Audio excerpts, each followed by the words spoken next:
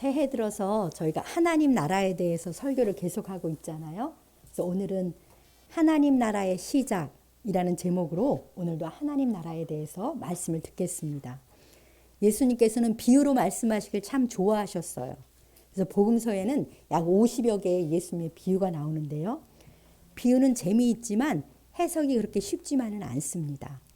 오늘 말씀은 여러분들이 잘 아는 씨 뿌리는 자의 비유, 또 4가지 밭의 비유라고 그렇게 이름 붙여진 말씀이에요. 이 비유는 대부분의 그리스도인들이 한 번 이상 설교를 들었습니다. 저희 교회도 저희가 2021년에 시작됐는데 집에서 3개월을 예배드렸는데요. 그때 한 번 이 말씀을 설교했었습니다. 이 비유는 예수님이 직접 해석도 해주셨어요. 그렇기 때문에 비교적 이해하기 쉬운 말씀이지요. 이 씨 뿌리는 비유는 예수님의 비유 중에서요 가장 먼저 하신 비유예요. 그리고 마태복음, 마가, 누가 세 공간 복음에 기록 다 나오는 그런 비유의 말씀입니다. 그러니까 이 2가지 가장 먼저 하셨다는 것과 세 공간 복음에 다 나온다는 것을 통해서 이 비유의 말씀이 하나님 나라의 시민인 우리에게 아주 중요한 것이구나 라는 것을 짐작할 수 있습니다. 예수님은 이 비유는 바닷가에서 들려주셨어요. 바닷가에서 예수님은 떠있는 배 위에 앉아 계시고 무리들은 해변가에 앉아 있을 때 그 무리를 향해서 이 씨 뿌리는 비유를 말씀하셨습니다. 오늘 본문은 10절부터인데요.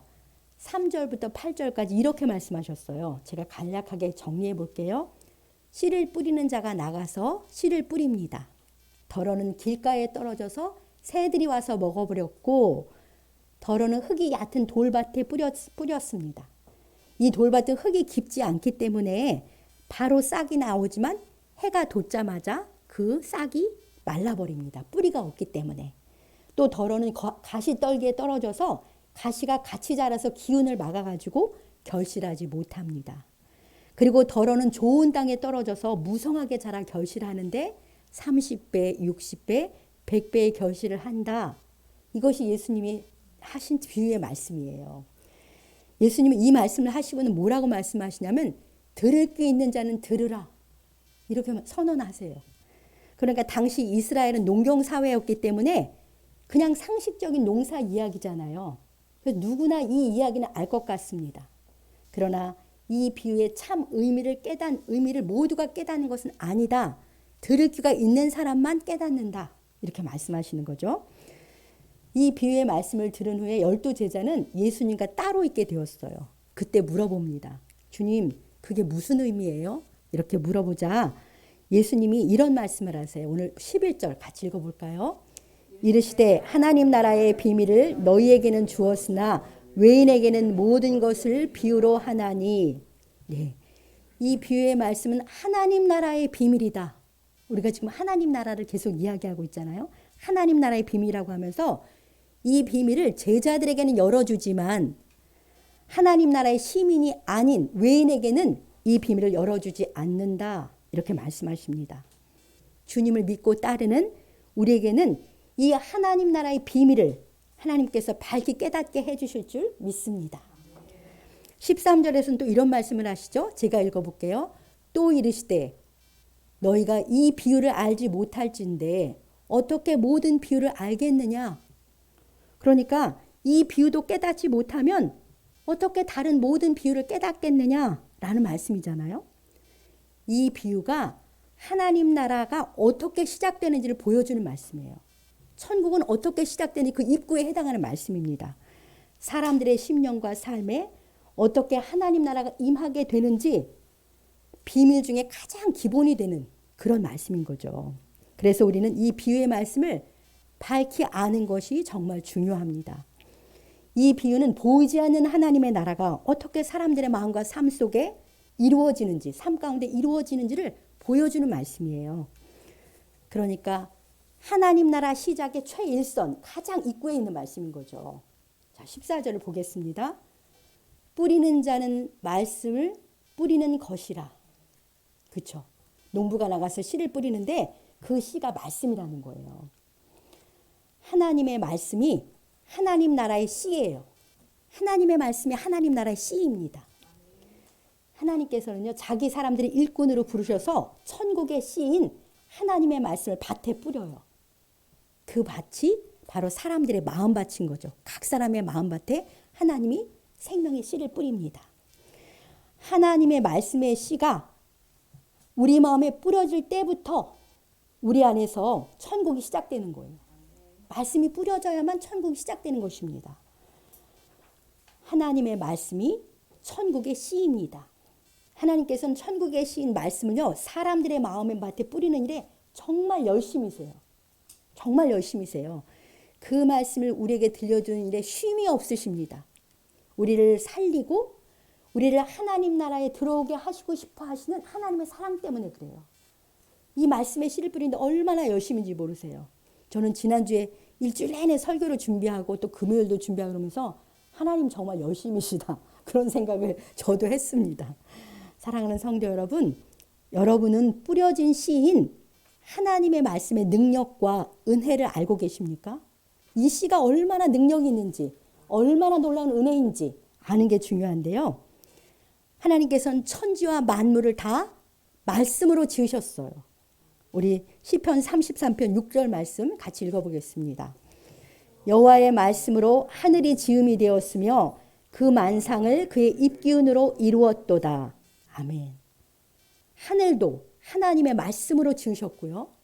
만상이 모든 만물이 다 하나님의 입기운, 하나님의 말씀으로 이루어졌습니다. 지금도 여전히 하나님의 말씀은 그 옛날 창조 때만이 아니라 여전히 창조의 능력이 있는 말씀이에요. 이 하나님의 말씀이. 자, 베드로전서 1장 23절도 신약인데요. 한번 같이 읽어보겠습니다. 너희가 거듭난 것은 썩어질 씨로 된 것이 아니요 썩지 아니할 씨로 된 것이니 살아있고 항상 있는 하나님의 말씀으로 되었느니라. 아멘. 여기도 말씀이 썩지 아니할 씨다. 살아있고 항상 있는 하나님의 말씀인데 이 살아있고 항상 있는 하나님의 말씀 우리를 거듭나게 하는 거예요. 새 생명을 갖게 창조하는 거죠.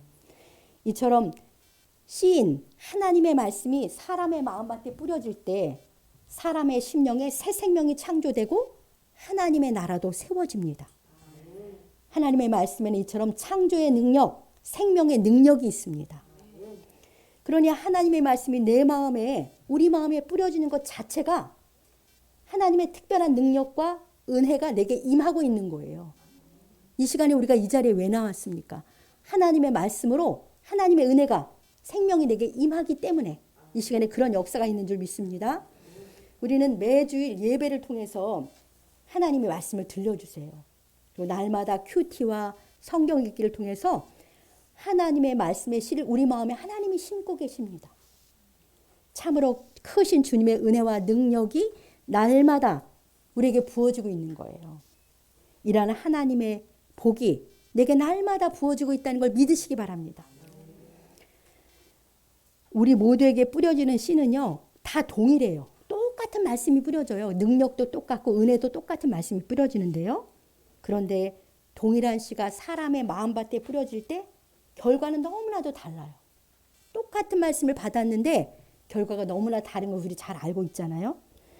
그 이유는 말씀을 받는 사람들의 마음이 다 그 마음밭이 다 다르기 때문이지요. 그래서 주님은 서로 다른 사람의 마음밭을 네 가지로 구분해서 말씀해 주십니다. 주님의 말씀하시는 네 가지 마음밭에 대해서 들으실 텐데요. 나는 어떤 마음인가? 나는 어떤 마음밭인가? 이렇게 살펴보시기 바랍니다.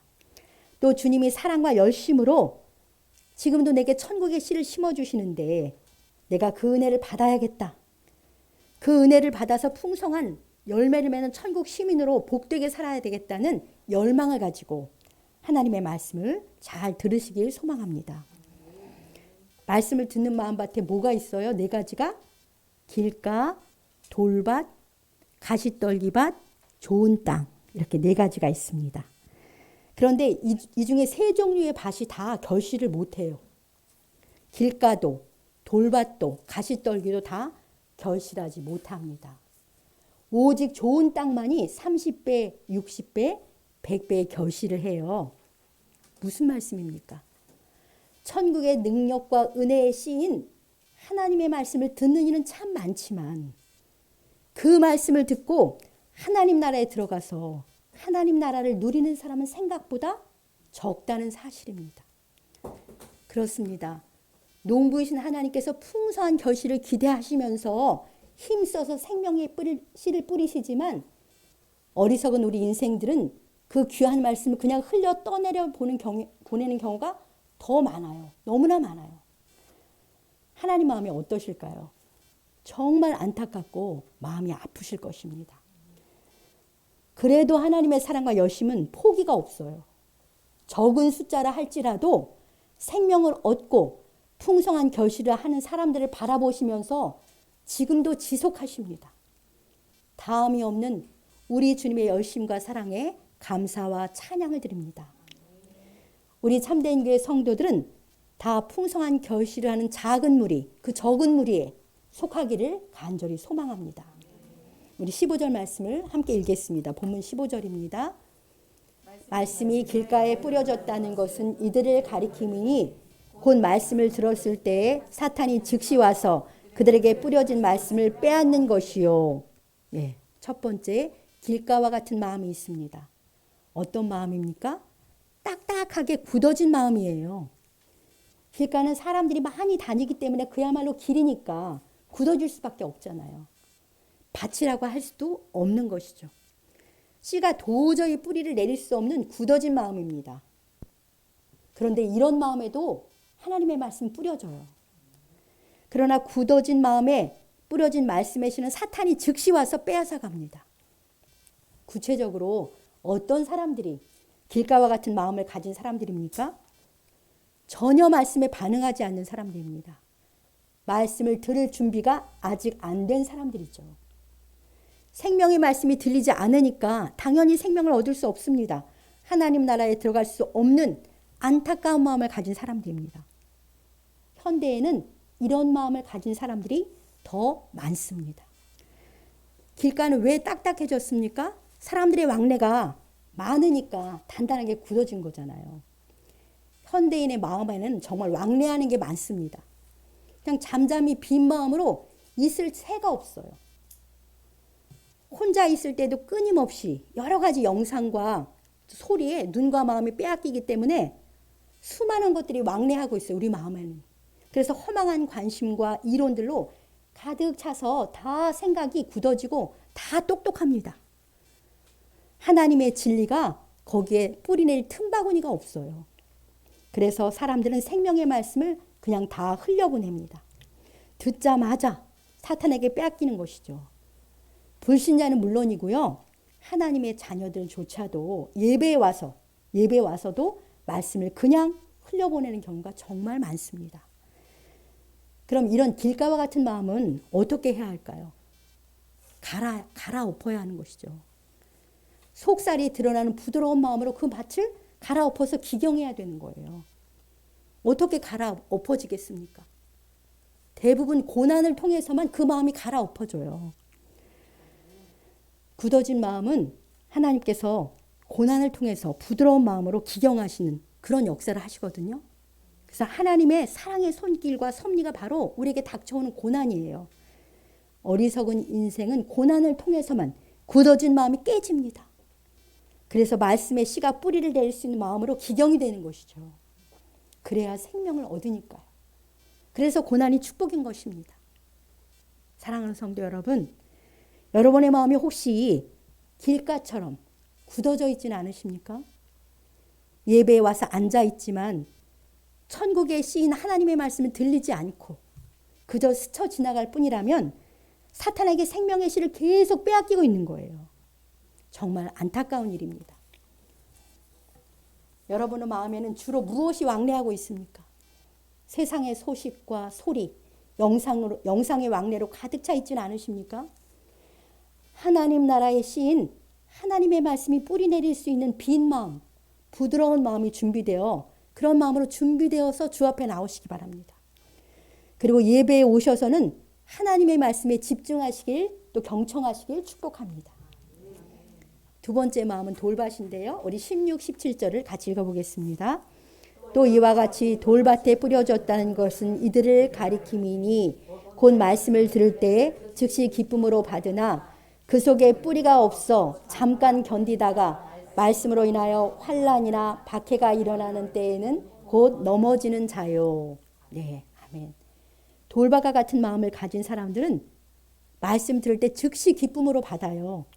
아멘도 하고 눈물도 흘립니다. 하나님의 말씀이 들려졌고 깨달아졌기 때문에 그렇지요. 그래서 즉시 기쁨으로 받았는데요. 그런데 어느 한순간 이 신앙 때문에 불편한 일이 생깁니다. 또 물질적 손해를 끼친다고 생각이 됩니다. 그러면 언제든지 그 말씀을 저버리는 사람들이에요. 그 말씀을 등지는 사람들이에요. 그리고 쉬운 길을 택하는 것이죠. 감정적 신앙을 가진 사람들을 말하는데요. 양은 냄비처럼 쉽게 달궈지지만 작은 어려움에도 쉽게 식어버리는 마음인 것입니다. 이런 마음을 가진 사람들이 돌박과 같습니다. 말씀이 그 심령에 뿌리를 내리지 못하니 당연히 생명의 씨가 주는 결실, 하나님 나라를 그는 경험할 수 없습니다. 여러분들 찬송가 302장 내 주 하나님 넓고 큰 은혜는 저 큰 바다보다 깊다. 그 찬양 잘 알고 좋아하시죠? 그 중에 3절 가사가 이래요. 많은 사람이 얕은 물가에서 저 큰 은혜 바다 가려다가 찰싹거리는 작은 파도 보고 마음이 졸여서 못 가네. 언덕을 떠나서 창파에 뱉뛰어 내 주 예수 은혜의 바다로 내 마음껏 저어가라. 이런 가사인데요. 많은 사람이 얕은 물가에서 찰싹거리는 작은 파도를 보고 마음이 졸여서 크신 하나님의 은혜의 바다에 못 나간다는 거죠. 그 큰 은혜의 바다를 경험하지 못합니다. 그런 우리에게 찬송가가 격려하잖아요. 언덕을 떠나서 창파에 뱉뛰어 내 주 예수 은혜의 바다를 내 마음껏 저어가라. 저는 어린 그리스도인일 때 이 가사를 듣고 찰싹거리는 작은 파도에 속지 않고 저 깊은 은혜의 바다를 저어가 보고 싶다. 그런 감동이 제 마음에 있어서 이 찬양을 아주 좋아합니다. 사랑하는 성도 여러분, 이 찬송의 격려를 따라 믿음으로 하나님의 큰 은혜의 바다에 내 인생의 배를 띄우고 힘껏 노져 갑시다. 찰싹거리는 작은 파도에 속지 마시기 바랍니다. 물론 하나님의 말씀을 따라가는 삶에는 어려움이 있어요. 왜 안 그렇겠습니까? 하나님 말씀 따라가는 건 세상에 이렇게 물줄기를 같이 따라가는 게 아니에요. 그 물줄기를 거슬러 올라가는 거예요. 따라가면 훨씬 쉽지만 그 세상의 물줄기로 따라가면 끝은 멸망이잖아요. 하나님의 말씀을 따라가는 삶은 물줄기를 거스르기 때문에 힘이 듭니다. 그러나 가는 길목에서부터 영생과 하나님 나라를 누리게 됩니다. 얕은 신앙, 감정적 신앙에서 벗어나시기 바랍니다. 하나님의 말씀을 따르는 삶에는 불편함도 있어요. 매번 예배의 자리에 우선순위를 두려 해도 내 생활 패턴을 바꾸는 불편을 감수해야 합니다. 때로는 어려움도 있습니다. 내 자아를 거스려야 하는, 깨뜨려야 하는 어려움도 있어요. 어떻게 이기적인 내 자아를 전혀 꺾지도 않고 하나님의 말씀을 따를 수가 있겠습니까? 새해에는 더 깊은 신앙의 자리로 하나님의 말씀을 따를 때 오는 불편함과 어려움을 기꺼이 감수하면서 참 신앙의 자리로 나가시기 바랍니다. 우리 시편 119편 165절을 함께 읽겠습니다.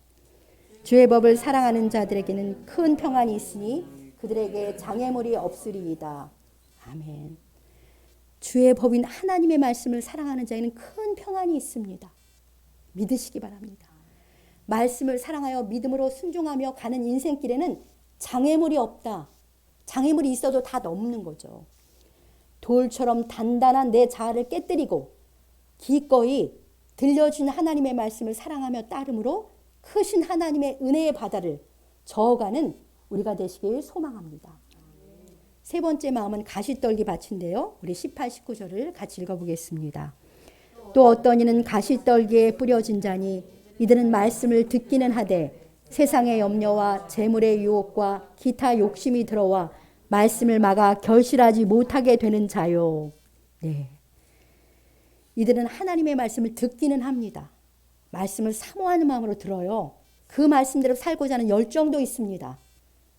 그런데 문제는 세상의 것을 얻고자 하는 욕심도 그에 못지 않습니다. 사실 육신을 입고 이 땅에 사는 모든 그리스도인에게는 세상의 염려가 있습니다. 재물의 유혹도 오고요. 그 외 욕심도 옵니다. 이런 것이 가시떨기인데요. 문제는 그것이 그냥 자라게 내버려 두고 거기에 물을 준다는 게 문제예요. 이것들에 의해서 내 마음과 생각이 지배당하면 마음의 양분이 다 거기에 뺏기니까 마음에 뿌려진 말씀의 씨앗이 같이 자라다가 그 가시떨기 기운에 막혀가지고 결실하지 못하게 되는 것입니다. 어떤 분은 이런 사람을 세속적 그리스도인이라고 그렇게 말하더라고요. 사랑하는 성도 여러분, 우리 주님께서 우리에게 분명히 말씀하십니다. 한 사람이 두 주인을 섬기지 못한다고요. 하나님과 재물을 겸하여 섬길 수 없다고 산상수훈인 마태복음 6장 24절에서 말씀하시는데요. 마태복음 6장 24절 주님의 말씀을 함께 읽어보겠습니다. 한 사람이 두 주인을 섬기지 못할 것이니 혹 이를 미워하고 저를 사랑하거나 혹 이를 중히 여기고 저를 경히 여김이라. 너희가 하나님과 재물을 겸하여 섬기지 못하느니라. 아멘. 하나님과 재물, 하나님과 세상을 같이 섬길 수 없습니다. 그러면 어떻게 해야 합니까? 우린 세상 살면서 염려와 유혹과 욕심이 있는데요. 그 들어온 욕심을 빨리 처리할 수 있어야 돼요. 유혹에 걸려 넘어져서 사탄이 주는 유혹에 걸려 넘어져 중도하차하지 않게 되려면 말씀에 따라 사는 삶이 시들해지지 않으려면 믿음의 경주에서 뒤로 물러가 침륜에 빠지지 않으려면 이런 것들을 빨리빨리 처리할 줄 알아야 되는데요. 어떻게 처리해야 되겠습니까? 우리는 다 그런 게 들어와요. 유혹, 욕심 그런 게 들어오는데 하나님께 들고 나가는 거예요. 그대로 그것을 들고 나가는 것입니다. 빌립보서 4장 6절 7절 말씀 우리 잘 아는 말씀인데요. 같이 읽어봅시다. 아무것도 염려하지 말고 다만 모든 일에 기도와 간구로 너희 구할 것을 감사함으로 하나님께 아뢰라. 그리하면 모든 지각에 뛰어난 하나님의 평강이 그리스도 예수 안에서 너희 마음과 생각을 지키시리라. 아멘. 염려가 올 때, 저도 염려가 올 때 많습니다. 그 모든 것을 기도와 간구의 기도 제목으로 바꾸어서 감사함으로 하나님께 들고 나가는 것입니다. 염려 때문에 사실 하나님을 더 가까이 해요. 하나님께 나가서 토하니까. 그러면 보이는 상황과 내 감정과 생각을 뛰어넘는 하나님의 평강이 예수님 안에 내 마음과 생각을 지켜주시는 거죠. 그래서 계속 주님을 따르게 되는 거예요. 가시떨기는 기도 때문에 사라지고 점점점 주님을 따를 수 있게 되는 것입니다. 욕심도 똑같습니다. 아버지께 들고 나가서 다 아뢰시기 바랍니다. 다 그냥 구분하지 않고 아뢰시면 이번 주 지난주 특세에서 말씀하셨잖아요. 온갖 좋은 은사와 온전한 선물은 다 빛들의 아버지께로부터 내려온다고. 온갖 좋은 은사, 온전한 선물은 아버지로부터 내려와요. 그 아버지를 신뢰하고 아버지께 가서 아뢰는 것이죠. 그래서 좋으신 우리 아버지 하나님을 바라보고 신뢰하며 주님께 그런 걸 들고 더 가까이 나가시기 바랍니다. 굳건한 믿음으로 하나님의 말씀을 따라 살고 범사의 모든 것을 기도로 하나님께 아뢰고 맡기며 살아갑시다. 그래야 가시떨기가 우리 마음 안에 자라지 못하도록 초장에 제거하고 생명의 씨, 천국의 씨인 하나님의 말씀이 깊이 뿌리 내리고 자라게 합시다. 이제 마지막으로는 좋은 땅에 대해서 20절 좋은 땅 말씀 한번 보겠습니다. 같이 읽겠습니다. 좋은 땅에 뿌려졌다는 것은 곧 말씀을 듣고 받아 30배나 60배나 100배의 결실을 하는 자요. 네, 좋은 땅과 같은 마음이 있어요. 이런 마음을 가진 사람만이 하나님의 말씀의 결실을 경험하고 하나님 나라를 누리게 되는 거예요. 이런 마음을 가진 사람들에게 뿌려진 천국의 씨는 30배, 60배, 100배의 큰 열매를 맺습니다. 뿌려진 씨인 말씀은 창조의 능력이고 생명의 능력이기 때문에 좋은 땅에 뿌려지기만 하면 이처럼 놀라운 열매를 맺는 것이죠. 자, 좋은 땅이 구체적으로 어떤 마음인지 병행귀절, 누가복음에도 똑같은 예화가 있잖아요. 비유가 있잖아요. 8장 15절. 네, 더 자세히 나왔어요. 한번 읽어봅시다. 좋은 땅에 있다는 것은 착하고 좋은 마음으로 말씀을 듣고 지키어 인내로 결실하는 자니라. 좋은 땅은 이런 거예요. 착하고 좋은 마음으로 하나님의 말씀을 듣는 마음이 좋은 땅이에요. 말 잘 듣는 아이를 우리는 착하다고 하잖아요. 부모의 말을 잘 듣고 순전하게 따르는 어린아이처럼 아버지 하나님의 말씀을 잘 듣고 순종하는 사람이 많은 열매를 맺는 사람입니다. 천국의 씨인 말씀이 뿌리 내리고 자라서 풍성한 결실을 하는 마음은 착하고 좋은 마음이에요. 우리 교회 권사님이 자신의 특징에 대해서 저한테 말하는데 감동을 받았는데 아주 자신은 단순해서 하나님의 말씀에 그대로 순종한다는 말이 너무 제게 감동이었어요. 바로 그 마음이에요. 말씀을 지키고 듣고 지키는 마음, 듣고 순종하는 마음. 어떻게 그럴 수 있어요? 하나님의 말씀의 권위와 능력을 신뢰하는 거죠. 그래서 순전하게 믿고 단순히 순종하는 마음이 좋은 마음이에요. 따지지 않고요. 사랑하는 성도 여러분, 예배에 나오셔서 절대로 그냥 돌아가지 마시기 바랍니다. 예배 때마다 하나님께서 그 종을 통해서 복된 말씀을 항상 우리에게 주세요. 그 생명의 씨앗을 하나라도 마음에 담고 가시기 바랍니다. 결코 그냥 왔다가 그냥 가지 않기 바랍니다. 하나님께서는 오늘도 생명의 씨, 복된 말씀의 씨를 우리 마음에 뿌려주고 계십니다. 착하고 좋은 마음으로 말씀을 들으십시오. 나를 사랑하시는 하나님께서 오늘은 내게 무슨 말씀을 하시는지 사모하는 마음으로 경청하십시오. 그리고 주신 말씀을 적용하여서 순종하시기 바랍니다. 그래서 올해는 아까 보여준 것처럼 주보에 은혜 나눔을 넣은 이유가 설교 말씀을 흘려듣지 않고 우리가 그 말씀을 적용하기 위해서 그런 묵상지를 마련한 것입니다. 들은 말씀에 작은 것이라도 꼭 적용하고 순종하는 우리 교회가 되기 원합니다. 그리고 순종한 후에는 뭐라고 했어요? 인내하라고. 듣고 지킨 후에는 인내하여 결실하는 자니라. 누가복음에서 말씀하셨는데요.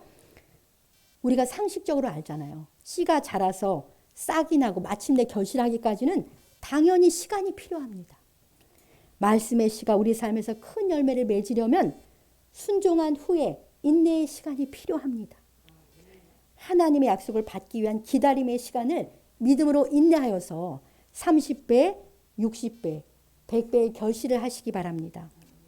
하나님 나라의 씨인 생명의 말씀을 착하고 좋은 마음으로 듣고 지키어 풍성한 결실을 함으로 하나님 나라를 다 누리는 우리 모든 성도님들 되시길 주님의 이름으로 축복합니다.